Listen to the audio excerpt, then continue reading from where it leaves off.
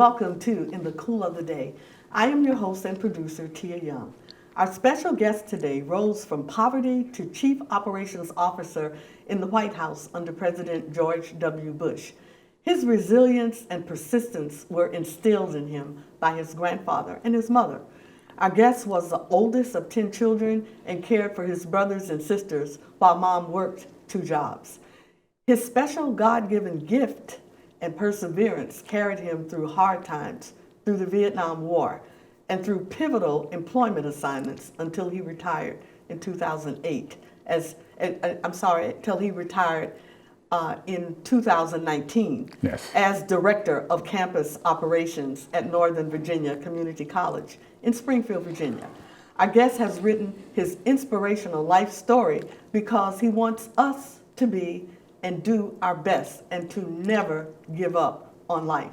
Please welcome our special guest, Mr. Marion Devoe, who lives in Northern Virginia and is a loving husband to Ann and 3 grown children. Marion, welcome to In the Cool of the Day. Thank you, Ms. Young. It's a pleasure to be here. Thank you so much. We're going to get right in because I got a lot of questions to ask you. So can you start out by giving us a quick summary of your background and career path? Yes. My background is relatively long. I can say that I started working at the tender age of 9 years old, but I'm not going to say that started my career. My career actually started, Ms. Young, right after college. I started at the United States Postal Service in Savannah, Georgia, as a clerk. And I worked my way up to become a draftsman. I was able to draw a city and rural delivery map for that city. And that led me to become an operation analyst, eventually at the Postal Service headquarters in Washington, D.C. So I moved my family from Savannah to Washington, D.C., and that was my position there at Washington for a number of years. And eventually, there was a coworker that was inquired about somebody that needed to do operation at the White House. And she came to me and said, "Devoe, I think that would be a perfect fit for you." I eventually applied for the position. I was interviewed, and I eventually became the Chief Operation Officer for the White House, the first African American to hold that position.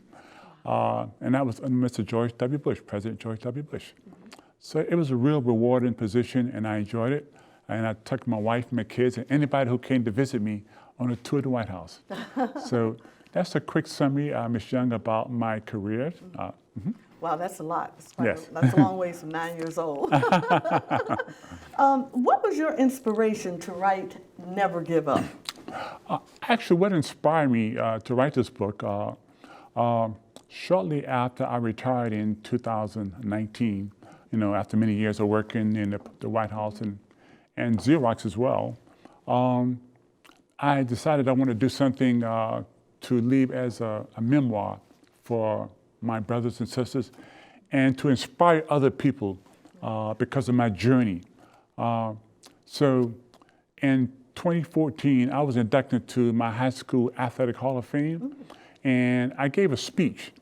The title of that speech was Never Give Up. And my high school coach was sitting in the audience, so I gave him some recognition as well. That speech is what led me to decide to write this book, Never Give Up. So that was more or less my motivation factor that caused me to write my memoirs. Right.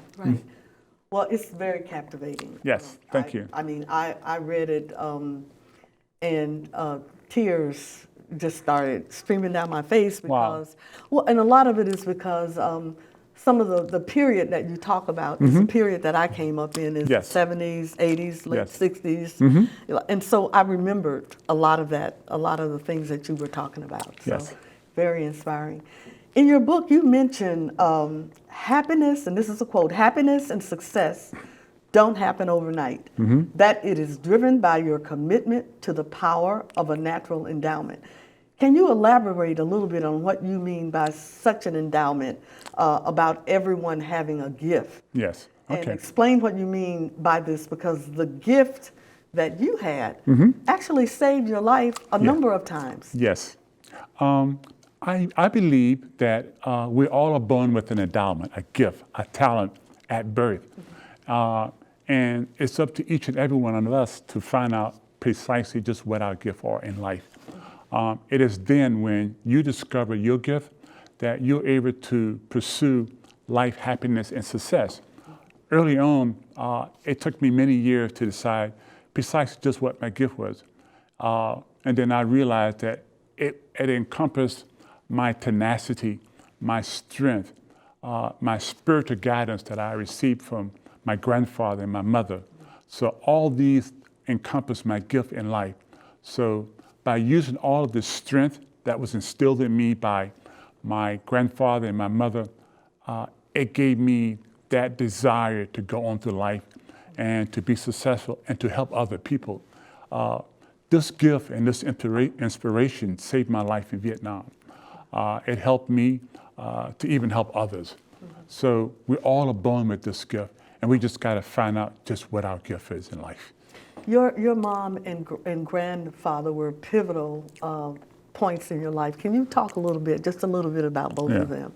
Yeah, and when I talk about my mom and my grandfather, I can't separate the two. My mother worked, tirelessly, and I didn't see a lot of my mother because she was always gone.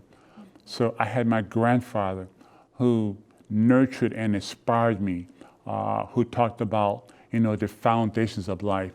I watched my grandfather, and he was a strong male role model. And I said, as a young kid, I want to be just like my grandfather. So he would tell me many stories, how to survive. He inspired me. He took me to church. So my grandfather and my mother's tenacity and her strength and her encouragement and her image of being a strong black woman is what really inspired me and gave me strength in life. It's very interesting. Your book talks about building your life's foundation. What do you mean by that? Life, we all have a foundation in life, and your foundation starts basically with your internal support, meaning your mother, and your external support. For example, like teachers, your mentors. In my case, my foundation started with my grandfather. I can remember as a little kid sitting on the porch with him, and he would say, come follow me, and let's walk to my garden. And he had a big cornfield across the street from where we lived at. And he said, you see these roots on these corn stalks? And I didn't really understand that at that time. So he said, these are prop roots. And he said, the roots goes firmly into the ground to draw water, to nourish this plant. He said, this is the root, this is the stalk, the corn stalk foundation. It supports this corn stalk. And as a little kid, I was saying, what is he talking about? It took me many years to figure that out. So the corn stalk actually have prop roots, and it's the basic foundation for that particular plant. And as that plant, blow back and forth in the winds, whether it's strong or whether it's a drought or there's no rain, those prop roots is the foundation for that plant. So my grandfather equated this with the foundation of life. He says, in life, you need strong roots, son. And he said, this is your strength. This is where it begins at. So that's what he taught me in life. And I took that and went by with that, and I lived by that all my life. Yes. As you were saying that, I was thinking about the scripture that says, one plants, another waters, but God gives the increase. Wow. And that kept going through me. Like, yes. He planted, and in some cases watered too, but God gave the increase. My grandfather was a real wise man. Yes. In one of your chapters, right off the top, I don't remember the chapter number, you talk about life's ships. Okay. Now, you're not talking about physical ships, right? Nope. These ships are actually, it's your ship, it's my ship. Okay. We all have ships in our life, and we all ferry through life, just like the ships that ferry up and down the river channels. In our case, we tend to burden ourselves with excessive cargo, unnecessary baggage on our ship. Take, for example, the word relationship. We all have a lot of relationships that we're involved in, and we begin to sink in life because too many wrong relationships. My advice to anybody that is overloaded with excessive relationship is to get rid of some of those bad baggage, bad relationship. And then there comes ownership. We all must realize that take ownership of our life. We sometimes let others dictate to us what to do in life, dictatorship. So we need to get rid of those dictators and become a leadership to lead our own life and cast out all those negative ships like dictatorships, excessive companionship, and too many relationships. Yes. So those are the shifts in our That lives. you're talking about. Well, as you talk about relationships, I know people that realize that they are not in good relationships. Right. It doesn't necessarily have to be between a man and a woman or a Right. boss. What is your advice on how they would do that? A lot of them, I don't know how to do it. Yeah. Well, first And of all, sounds like it'd be something easy to do, but evidently it's not because there's too many people Yeah. that are still holding on to bad relationships. Yeah. So Yeah. what was your advice? they need to take an assessment of that relationship, and I talk about it in my book where you you list all the positive thing in that relationship, and you list the negative things in that relationship, and then you go through them one by one, and you strike out those things that you really want in a relationship. And at the end of the day, when you finish eliminating things on that list, you will discover that there are 3 top things that you really want in a good relationship. And so those are the things that you should look for in a relationship. And that will help anybody in life to develop and maintain a good relationship. Right. Well, as I mentioned earlier this evening, I literally cried through half of the book of the journey that you speak about, because it brought back memories about my living in the South between 1960 and 1980. I was born in Indiana, but I lived just all of my college years and school years in Memphis, Tennessee. Yes. And your stories about the period during the Vietnam War brought a lot of unpleasant memories back to me, because I remembered all of a sudden we were kids in high school having a good time, and then all of a sudden half of our young men were shipped off to war. Yes. And when they came back, the ones that made it back, I know of one story where one young man came back, and at night after he got married, his wife she had to go into another room Wow. to call him, because True. if she touched him Yeah. or anything like that, he would wake up swinging, and and one night I almost choked her because he thought he was back in Vietnam. And another time she mentioned to me how he was just looking out of the window with tears running down his eyes. He had a glass in his hand, and he had just crushed the glass, blood running down. I mean, all kinds of things that people went through during that period. Can you just talk a lot about the war, the Vietnam War? It was a turbulent time in our country then, a turbulent time in my life, and a turbulent time in a lot of other people's lives as well. I can recall as a youngster in my neighborhood where I grew up at, watching the procession of funerals going down my street with flag-draped coffins. And I didn't know what they were all about until one day I asked the store merchant, and he said, "Those are soldiers coming back from Vietnam." And they were like, and I was like in probably elementary school then.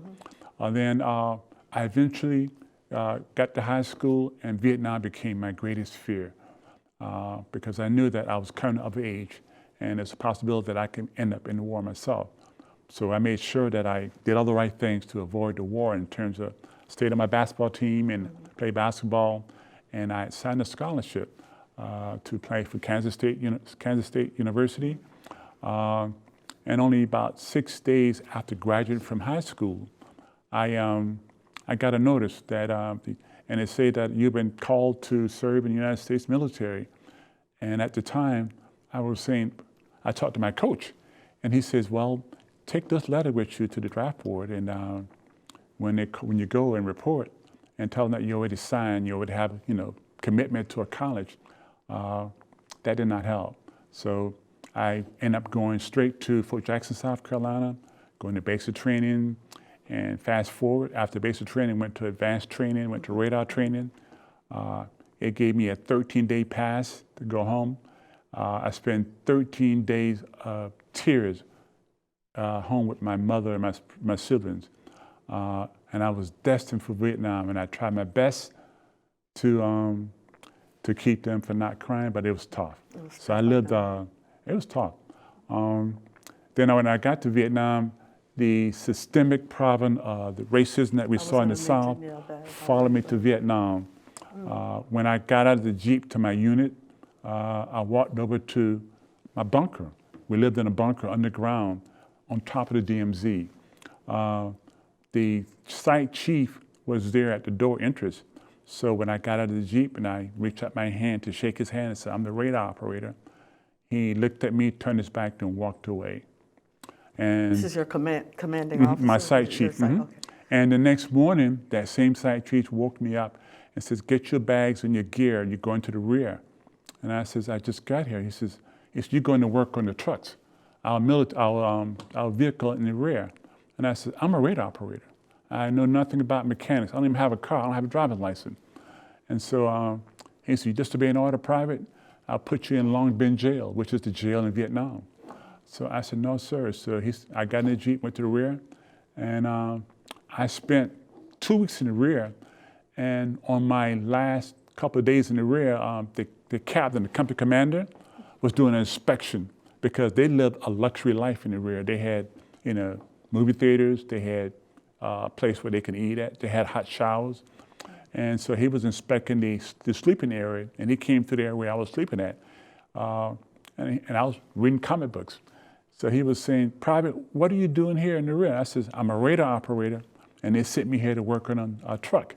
And I know nothing about, I don't even have a driver's license." He says, give me a minute. And he called by radio. He called that site, my site, and that site chief came there, face red, to pick me up, to take me back to my outfit in Vietnam, which was very turbulent because we lived on top of the DMZ.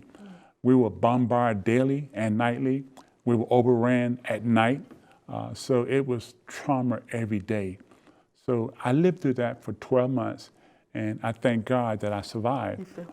You had an experience where you could have been killed. You heard a voice? We were overran one night, and Viet Cong, because I was a radar operator, inside watching the artillery coming in and mortars, the Viet Cong had compromised the wire, the perimeter, and when he came to the wire, they don't have a lot of weapons because they came in with explosion. So he ran into the bunker where I was at. I was on a radar set, monitoring the set. And so he grabbed my weapon with the bayonet mounted on it and came toward me, and I thought he was part of the ARVN. The ARVN were the soldiers that help us fight the North Vietnamese on my outpost. So I said, "Put the weapon down." And he ran toward me with the bayonet. Finally, because of my training, I grabbed it like this, and I got him, said, "Give me my weapon back." And I never realized that he was actually a Viet Cong. Wow. So we struggled back and forth, and because I had won the battalion bayonet championship in basic training, I had the upper hand on him. So by him grabbing the weapon, and we were going back and like this, seemed like it lasted for an hour. It was only like about 5 minutes. And by then I was perspiring because I had to deal with his weight. Yeah. And naturally, it's easy for you to pull down, and it's hard for me to pull up. Yeah. So eventually I muscled the weapon away from him, and I caught him with the upper thing of the barrel of the weapon, knocked him backward, and he ran out of the bunker. The next morning, when they were doing the body counts, he was laying on the ground. And I almost passed out because I thought he was a friendly force. I never knew that he was actually a Viet Cong. So had I not responded accordingly, he would have took me out easy. Did you feel the hand of God in that situation? God was always with me. There were many, many times when I was saved by the voice of God. You've talked a little bit about you dealt with disappointment, you dealt with poverty, you dealt with racism, as you have said. But when you came back from Vietnam and you began to get back in the workforce, how did you handle the racism that you met? Well, It was my grandfather's voice, my high school coach voice, that always said, never give up. Your mentors. Yes, and those words always stuck with me. And with all the systemic problem of racism within the postal service, it was in the military. What I didn't share with you was that while I was training in Oklahoma, there was a Confederate flag draped down from a bunk of the soldier, and that should not have been in the military, but it was. It was allowed. But I dealt with all of this, and the teaching of my grandfather taught me how to be patient and not to let people get inside of my head. So that helped me when I was in the basketball coach, taught by my coach, my mentor, and my grandfather and my mother. My mother always said, son, you do not want to get tangled up into negative things because they can take you down and cause you to have all kind of problems. So it was those teachings of my mother and my grandfather that gave me the strength to go on and withstand all the negative things that I experienced in my life. There were times that you had jobs and they were, all over. Some were here in Virginia, some in D.C. Yes. And then how did you how did you handle, because you had a wife and you had children? Yes. And you were not there, and Right. a lot of marriages can't withstand that type of arrangement. How did you work through that? How did God help you get through that? Well, the one thing that stayed in my mind is as I watched the turbulent relationship of my mother and my father, and I always say to myself, I do not want my marriage to turn out like this. So that was my goal. So when I traveled, no matter where I went at, I have had trips where I had to go to Dallas, Texas, Houston, Texas, and San Antonio to do meetings. And I would schedule my meetings like, space-time, a distance in between them. So I can either get in my rental car, go back to the airport, and then fly to my next site. At the end of the day, on my last stop, I would go back to the airport, get on the plane, and fly back home. Like my peers would stay overnight, but I would get on the plane, whether it's 9 o'clock at night, and fly back home. So I was back home with my family. The only time that I would stay over if I had to travel to California someplace. Right. But like I had flown as far as Las Vegas, hop back on a plane, and fly back home. Right, right. Well, we've got this pandemic against us around the world. Yes. It's not just located in one place. Everybody's running to each other with high tensions. And a lot of people are ready to throw in the towel. Yes. What would you tell those people that are just about at the end of their rope and they don't know what to do? The one thing I would tell them is to, from the words of my coach, my grandfather and my mother, to never give up. Never ever give up. When everything failed and the world seemed like it's coming at you, still never give up. So I always encourage people to hang in there, no matter what happens, is never give up. Right. In my life, no matter how bad situation were, I never gave up. Right. Well, our time is just about up. I would like to have you tell our viewers how they can get a copy of your book, and also how they can get in contact with you in case somebody wants to chat with you or wants to send you an email. Okay.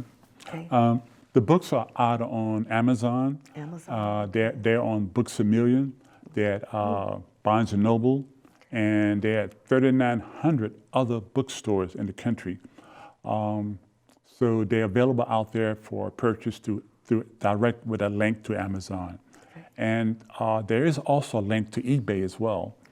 And then as far as how people can get in touch with me, right now I have a supply of books that I was supposed to be doing book signing, but because of COVID, I'm not able to do that now. So I will be scheduling a book signings after COVID, and I'll be probably touring around the DMV, the Washington metropolitan area, as well as other places at this point. Very good. Marion Devoe, thank you so much for taking the time to come and share with us today. Yes. Your book is awesome. Thank you. I'm probably going to read it again and cry some more. Thank you, and you're welcome back anytime. Thank you very much for having me, and I highly appreciate it, and God bless you. Thank you. Thank you. If you do not know your God-given gift, please spend some time with God each day and ask Him to make it clear what your special gift is and to help you perfect that gift so that you can stay on course and be able to help someone else. If you have questions for our guests or would like to share your experiences, you can watch the lower end of the screen, of the lower third of the screen, lower third of the screen, and find out how to get in contact with him. Join us next week for another great show on In the Cool of the Day. I am Tia Young, wishing you the best week ever. Bye-bye.